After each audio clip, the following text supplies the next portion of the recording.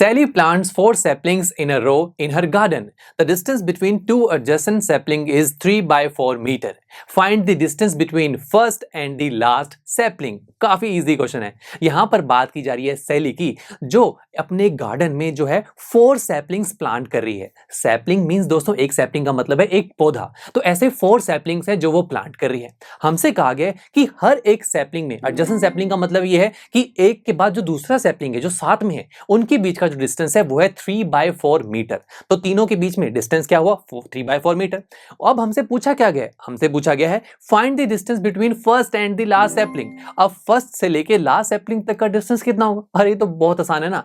आपको फर्स्ट 2 का डिस्टेंस पता है, सेकंड और थर्ड के बीच का डिस्टेंस पता है, तो टोटल कितना होगा? सबको ऐड कर देंगे। ये तो काफी आसान है। So distance between first and the last sapling क्या होगा? 3 by 4 plus 3 by 4 plus 3 by 4। Simple.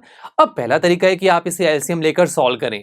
दूसरा तरीका भी है, वो ये कि यहाँ पर रिपीटेड एडिशन हो रही है, यानी कि एक ही नंबर को बार बार रिपीट किया जा रहा है ना। 3 by 4 को 3 टाइम्स रिपीट कर रहे हैं, और हम जानते हैं कि जब भी हम किसी नंबर को बार बार रिपीट करके ऐड करते हैं तो उसे हम मल्टीप्लाई की फॉर्म में भी रिप्रेजेंट कर सकते हैं। यस, तो 3 by 4 3 टाइम्स ऐड हो रहा है, तो हम लिखेंगे 3 टाइम्स 3 by 4। अब देखो, ये तो मल्टीप्लीकेशन होगी, और ये हम जानते हैं 3 एक होल नंबर है और 3 by 4 एक फ्रैक्शन है, और जब ऐसा होता है तो हम क्या करते हैं? हम हमारे होल नंबर को न्यूमरेटर से मल्टीप्लाई करवाते हैं। So 3 × 3 divide by 4 which is equal to 9 by 4। कितना इजी था। और हाँ दोस्तों, यहां पर देखा जाए तो न्यूमरेटर बड़ा है डिनोमिनेटर से, यानी कि ये एक इम्प्रॉपर फ्रैक्शन है। और हम जानते हैं दोस्तों कि जब भी हमारे पास कोई ऐसी इम्प्रॉपर फ्रैक्शन आती है तो उसे हम एक और इंटरेस्टिंग वे में भी रिप्रेजेंट कर सकते हैं, जो कि है mixed fraction. Yes my friends, उसके लिए हम क्या करेंगे? हम 9 by 4 को पहले डिवाइड करेंगे। डिवाइड किया, आंसर आया 2, रिमाइंडर आ गया 1। तो अब दोस्तों, मिक्स्ड फ्रैक्शन का हमारे पास फॉर्मेट ये होता है, बहुत सिंपल है। पहले होल नंबर, फिर numerator, then denominator.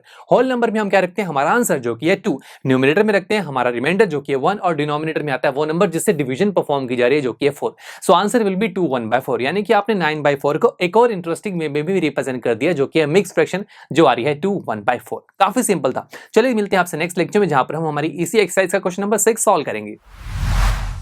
I am sure students, आपको ये लेक्चर काफी पसंद आया होगा, और ऐसे ही मजेदार तरीके से अपने हर एक कॉन्सेप्ट क्लियर करने के लिए डाउनलोड कीजिए PU Stack ऐप को, जहां पर आपके पास और भी बहुत सारे ऑप्शंस होंगे, जैसे कि back exercise solutions, tip videos, sample papers and much more. So what are you waiting for? Download the app now.